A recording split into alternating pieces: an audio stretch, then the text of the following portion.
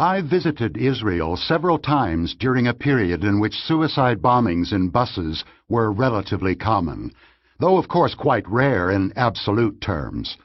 There were altogether 23 bombings between December 2001 and September 2004, which had caused a total of 236 fatalities.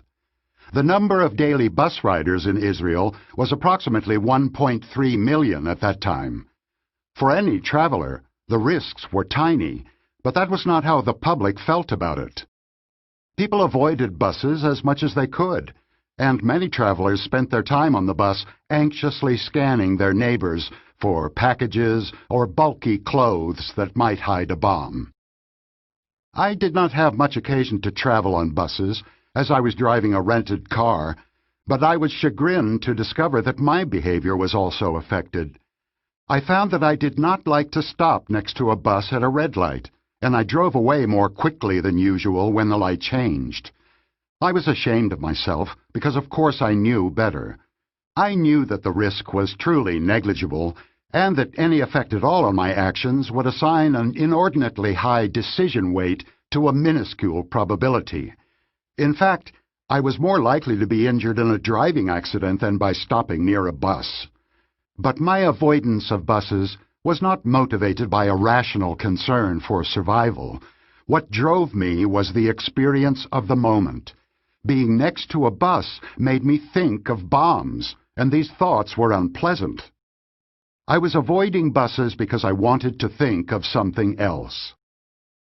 My experience illustrates how terrorism works and why it is so effective. It induces an availability cascade. An extremely vivid image of death and damage, constantly reinforced by media attention and frequent conversations, becomes highly accessible, especially if it is associated with a specific situation such as the sight of a bus. The emotional arousal is associative, automatic and uncontrolled, and it produces an impulse for protective action. System 2 may know that the probability is low, but this knowledge does not eliminate the self-generated discomfort and the wish to avoid it. System 1 cannot be turned off. The emotion is not only disproportionate to the probability, it is also insensitive to the exact level of probability. Suppose that 2 cities have been warned about the presence of suicide bombers. Residents of one city are told that 2 bombers are ready to strike. Residents of another city are told of a single bomber. Their risk is lower by half, but do they feel much safer?